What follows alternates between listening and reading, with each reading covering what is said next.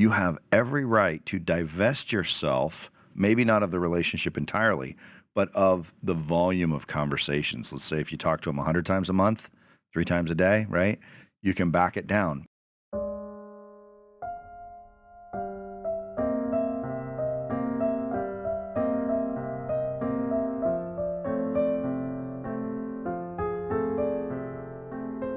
Hi, everyone. Welcome to today's broadcast of the podcast, blah, blah, blah, the Jeff Heilman Project. The broadcast. This one is pre-recorded because probably, I'm assuming, maybe not, depending on when Andrew releases it, you're on a trip or we are in Las Vegas celebrating my sister Bella's nuptials. Congratulations, She's Bella. Nuptialing. And we love you very much. Congratulations to you for getting Excited married. for you and Noah. Congratulations. So, it's kind of, we usually open up the episodes with some small talk, but I don't know, since this is pre-recorded, I don't know what we're doing, where we're going. What's happened? Let's see what happens with the Trump trial by now, right? Oh, my goodness. 2 or 3 weeks into it, and yeah, lots of exciting things happening there. I don't want Andrew to have to put up another disclaimer before this episode. Oh, I'm not saying I have an opinion because it hasn't happened yet.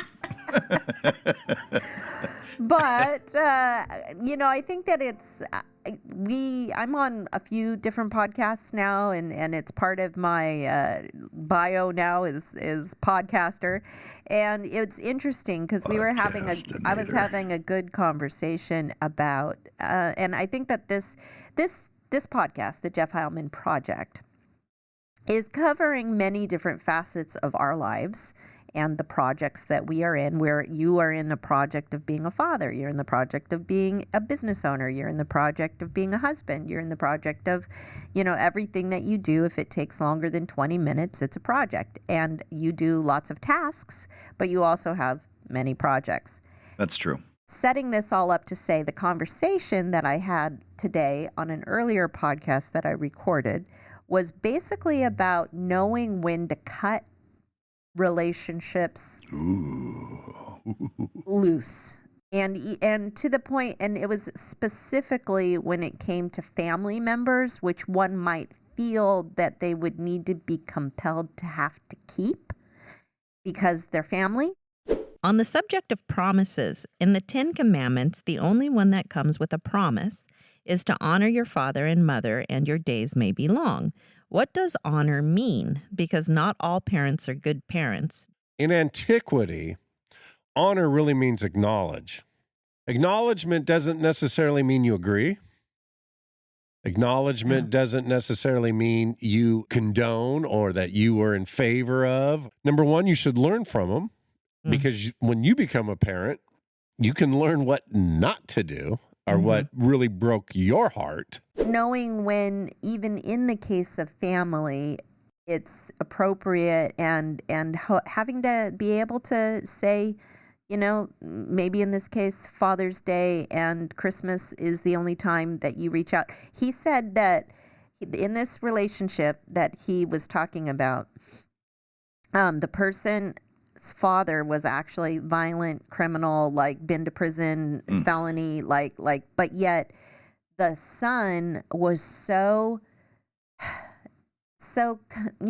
just desperate to have a father-son relationship that every time that he reached out to the father, it always ended up poorly. It was like it never got better. It was just causing more stress. It was causing more desperation. He was feeling more and more rejected because he kept reaching out, to where, Adam just basically had to say, I think you need to come to grips. Adam's giving counsel. Yeah, I think you need to come to grips with the reality that whenever you reach out to him, it doesn't go well. But you need to just make sure, maybe Father's Day and Christmas. Yep. And then if he reaches out to you, then we have a different story. But to be okay. Yep. And I had mentioned on the podcast that we were talking about this subject, that it's also okay as the child to allow yourself to grieve. Like, everyone wants to have that father knows best, leave it to beaver relationship, or, that relationship with your mom that's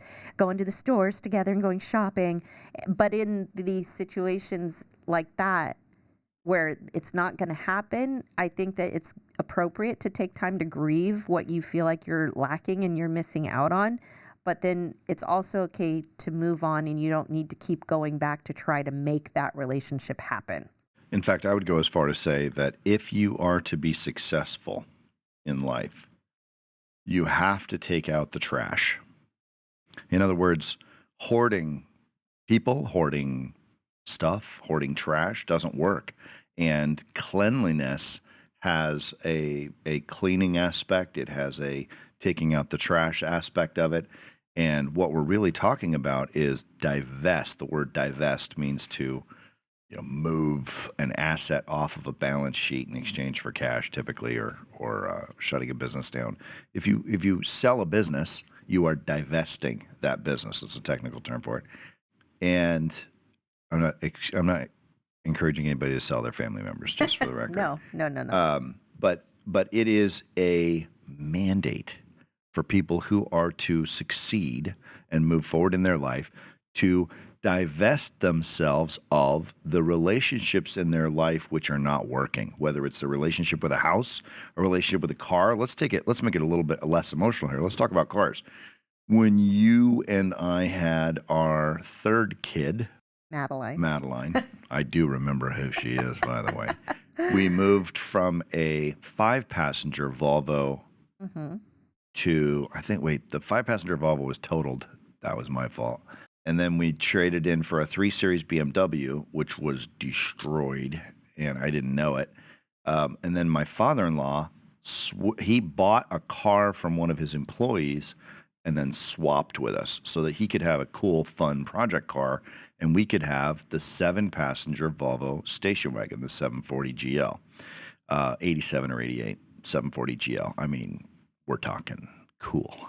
The first wagon. It was a wagon. It was red. It had black leather interior and a tape deck that only had a little bit of tape hiss on it. So tape hiss. Make sure we got that right. So we divested ourselves of a car that had 5 seats to make way for a car that had 7 seats because we had 5 people plus all the stuff that goes along with 5 people, car seats and all that stuff. When we had, how many cars more? Then we traded the Volvo in when we had we Andrew. only had to go up one more, I think, had to go up one more when we needed to get. We had to go up 2 more. We had to get an 8-seater. Because we had to get an and 8-seater. then we had to get a 9-seater. And then when we had Teddy, we needed a 9-seater. And so we divested. What do we get rid of? The RAV4? No, the minivan. Highlander, The minivan. The minivan went away. Yeah. And we had Teddy. We had 8. And then when we had Shaughnessy, we bought the Suburban that seats 9. Mm-hmm. And so as the 8-passenger vehicle was no longer meeting the needs of our family, we divested the vehicle. We got rid of it. It wasn't meeting the needs of our family anymore. And so there are people in our lives. If people are in our lives, chances are they're meeting some kind of a need. But man, it feels good to get rid of people that are dragging you down. I don't care if they are your parents. Well, I think in psychological terms, I believe they call them toxic. There's toxic people. Are there toxic people in the world? You better believe it. Are some of them in your family? You better believe it. Does that mean you don't ever talk to them again? No. But I would say that we used to talk, Dave Eggers talked to me. He's like, no, you love them from a distance, right? Hey, I can talk to anybody on the phone for 3 minutes. I'll set an egg timer. Yeah. Hey, I got 3 minutes. What can I do for you? I think that the hard... Well, I need more than 3 minutes. Gosh, I wish I had more time. I think that the hard part is the part that there are feelings. And that's why I think it's important to recognize that there is a grieving. Like anytime there's expectations that are not going to get met, there's going to be a problem. You mean all the time when expectations are not getting met. Managing those expectations and recognizing that it's perfectly acceptable for you to grieve a relationship that isn't 100%. the relationship that you dreamed that it would be, or the relationship that you desperately want it to be. And so to properly grieve that and say, I'm grieving and that it's painful, but I'm going to be okay, because that's the whole point of grieving, is it's not permanent. You're not permanently stuck in grief. That's you're right. grieving. You're going through the grieving process, Hopefully you're going through it. but yeah. you're going through it. You're not going to be paralyzed by the grief that you have. And the goal is not to be paralyzed by the grief of the father-son relationship or the mother-daughter relationship No, that you and- always wish that you had. I wouldn't say everybody has issues with their family, but I would say a lot of people have issues. We live in a very, very incredible time. There's no major wars going on in this country, in the United States. Are we involved in wars? Yes, always till the end of time we will be. But there's no major wars on our soil. There's no major wars that is costing American lives by the tens of thousands a month, which we've had wars that have cost a lot more than that. We're in incredible economic times to where basically you got 4th and 5th and 6th generation welfare people that make more money on welfare, some of them, than people that work a minimum wage job. You have unemployment during COVID was $4,500 a month, I think some people were making. That seems really high to me. And then you had a moratorium on evictions. So, you can make $4,500 a month off the government and not have to move out if you don't pay rent. So that's like making $100,000, Yeah. right?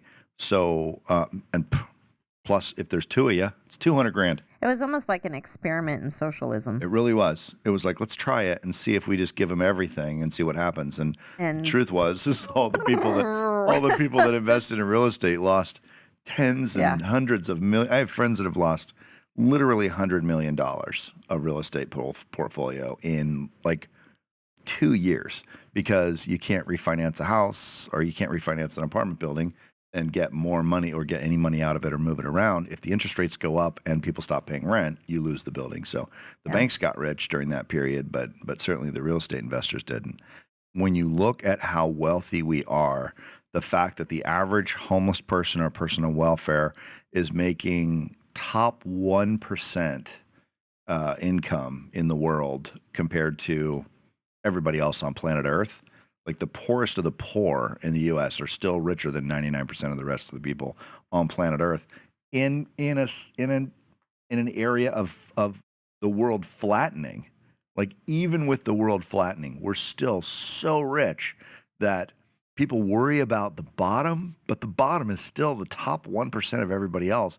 And the reason that matters so much is because you cannot fail, but if you think you can because of comparing yourself to somebody else that's got a newer Lamborghini or 5 Rolexes instead of year 3 or whatever, all of a sudden this constant perpetual comparison to other people leads to just some of the worst human misery that you could possibly imagine. And we do it all the time. And the saying, comparison is the thief of joy. I think it really is true, because even if you're comparing physical things or if you're comparing relational things, I think that more often than not, for example, you'll have 2 sisters and they don't have a great relationship because they're sisters.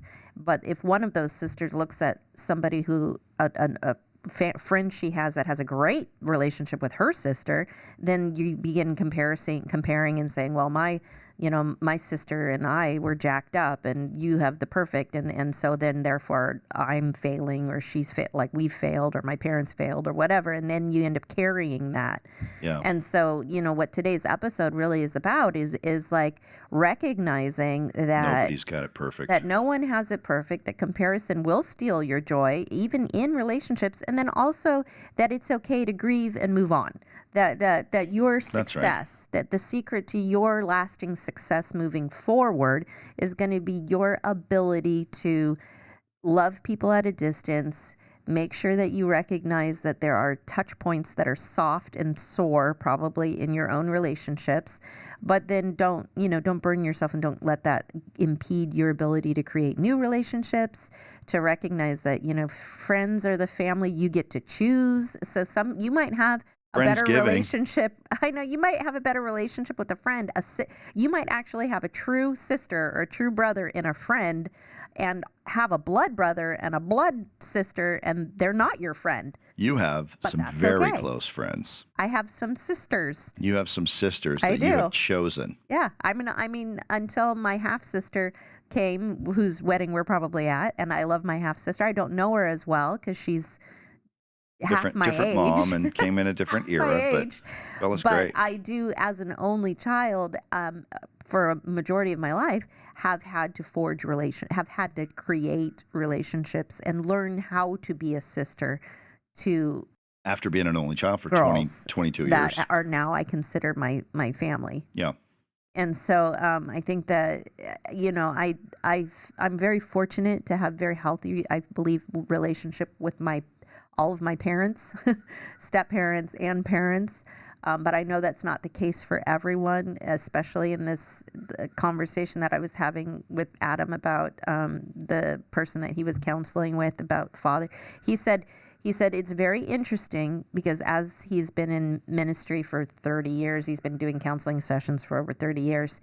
He says, when I'm in one-on-one sessions, I don't start out with it, but I know that the root to every single one is going to be between a father-son or a mother-son, a parent. Yeah. There's a parent root to That's right. all of people's issues of life. That's right. And even if I have an issue with money, eventually it will come down to because my parents were overspenders or because my parents didn't save too much, or like if there's always an issue, and it always is rooted in parental problems or parental roots, because that's who you're raised by. Even if it's an adopted situation, the people that are in your life at the earliest are the ones that are going to be forming your.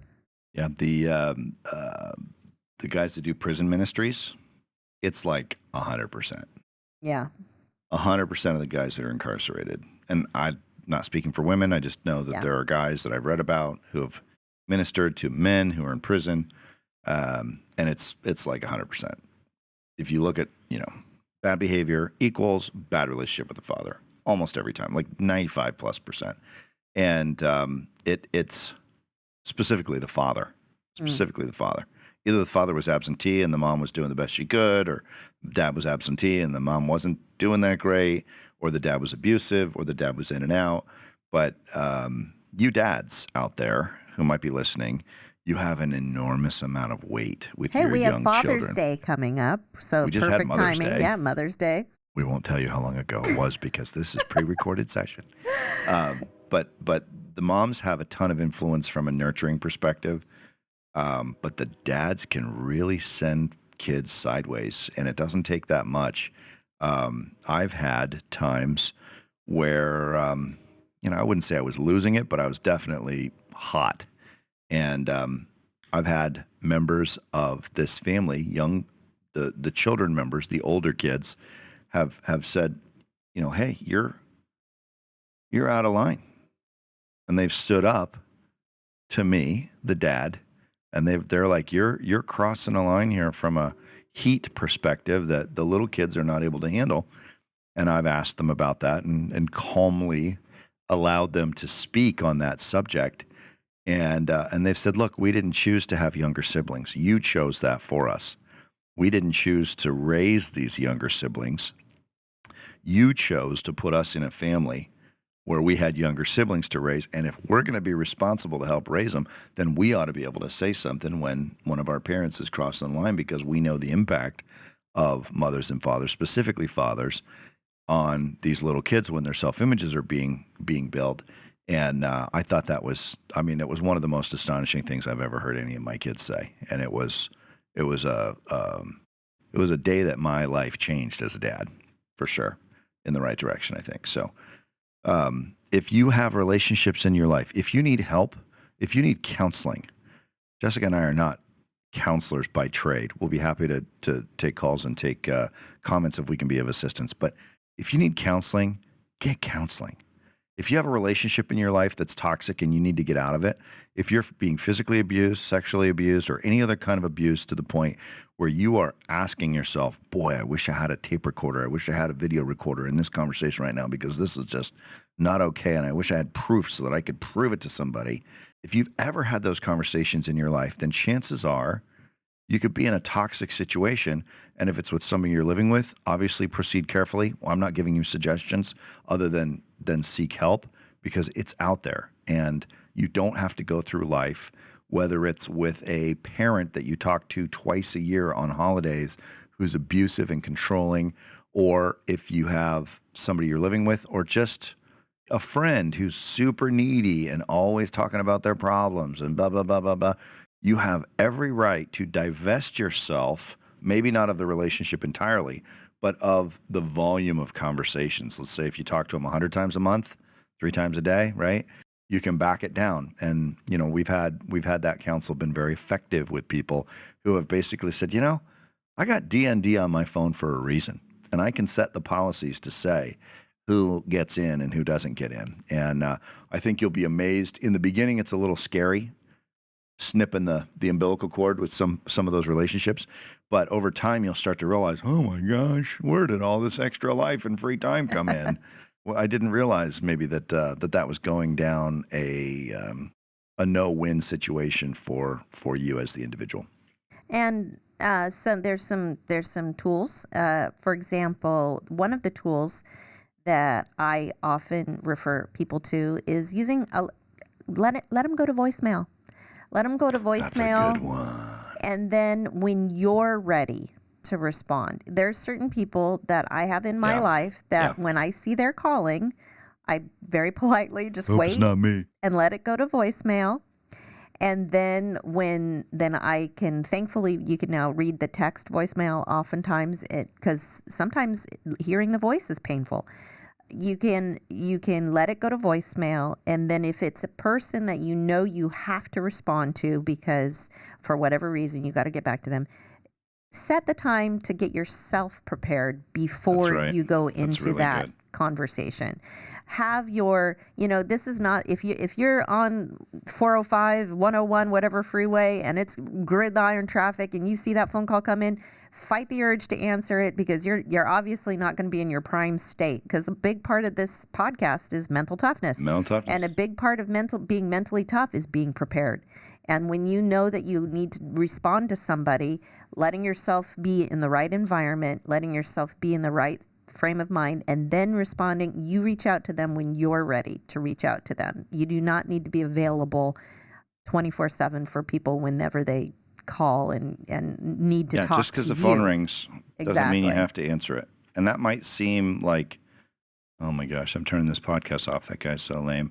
Maybe. But maybe there's somebody out there that needs to hear, hey, D&D, what if I put D&D? What if I said, hey, I'm going to have, a filter. I have a filter set up called, I think it's called Mama Time or something, where it's like just Mama and the kids and nobody else can reach me during that period. So if it's an emergency, but I'm away from home, I can still be reached. If I'm with her, it's D&D. If I'm on this podcast. And D&D stands for Do Not Disturb, by the way. Not Dungeons and Dragons. I know what you're thinking.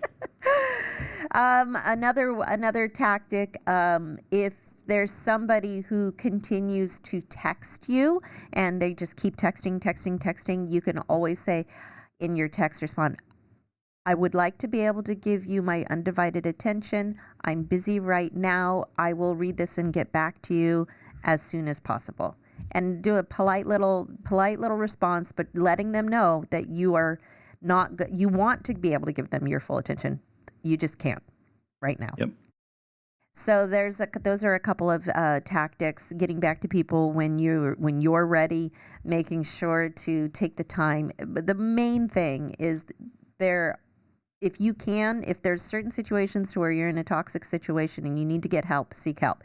If there's relationships to where you're doing all of the reaching out and they're not responding, and every time they do respond, it's negative, but you keep reaching out, as soon as you can, get the support, get the friends to help you cut that habit of reaching out, because you don't need to be a garbage can with a hairy lid. You're not a garbage can with a hairy lid. You don't need to be the punching bag and the verbal punching bag, even in your own family. And, there might be some new traditions that you might have And to if you feel end like up you need coming up permission with. to kick somebody out of your life, we give you permission. Yeah. Here you go. Here you go. You got permission. Now you can do it. There you go. You say, I was listening to this podcast Listen to this the other crazy day, podcast with and this they husband and wife encouraged couple. me. And But they said that I have permission to kick my mom out of my life. No, boundaries. we don't want you to kick your mom out of your life. We just want you to have boundaries. We are advocating for healthy boundaries. Townsend wrote the book, Boundaries. We highly suggest we read that. We did that for Bible study. Yeah, we did that once for a Bible while. study. It's called Boundaries. It's a really good book on just setting healthy boundaries and being able to say, you know what, I have a fenced piece of property, and I get to choose when that gate opens and when that gate closes. That's right. So we hope that this message encouraged you to look at your relationships and find out, are there any toxic relationships impeding my ability to succeed? And then asking yourself if there's anything that you can do. And maybe, hopefully you're not the one causing the toxicity. But if you are, some people might think I'm toxic. I mean, I wouldn't be a bit surprised if some of them thought that I was a little edgy or a little rough around the edges. But what I have found is that people who are toxic, even a little bit, even some of the time, if you sit down with them and have a conversation with them, chances are they'll be very glad that you did, because most people don't know the impact that they're having on other people, the feelings. Most people are struggling with the empathy gene these days, and you might be very helpful in setting them free in their own life. But I'll tell you, if you have to tell them more than once or twice, you really need them in your life on a regular basis. I don't know. I think that there's two types of people on the basketball court. There's the ones that are going to shove you and not even care, and there's the ones that are going to shove you and say, "Oh man, sorry," or "I was in the zone and I didn't even see you there. I'm sorry, I shoved you." Yeah. And I think winners. I think the ones that are world class. I shove people on the basketball court all the time. I do it on purpose half the time because I'm trying to win. But there's also like rules about how hard you can push. I think that the winners out there, the true champions, the world class 100%. athletes, are more often than not in the zone, and they don't recognize that they just stepped on your feet. But That's why you have referees from the outside. If you say, "Hey, you just stepped on me and that hurt," they'll be the first ones to go, "Oh man, I'm so sorry. I didn't mean to. It wasn't an intentional stepping. Thank you for letting me know. I don't even know my own feet sometimes, especially when I'm in the zone." But then there's just those other loose cannons that are just so desperate for attention that they run over everybody, and they're just being mean, and they're mean-spirited, and those are the people that we avoid. Those, when we're playing on the basketball court of life, we avoid the ones that we know are going to be the troublemakers.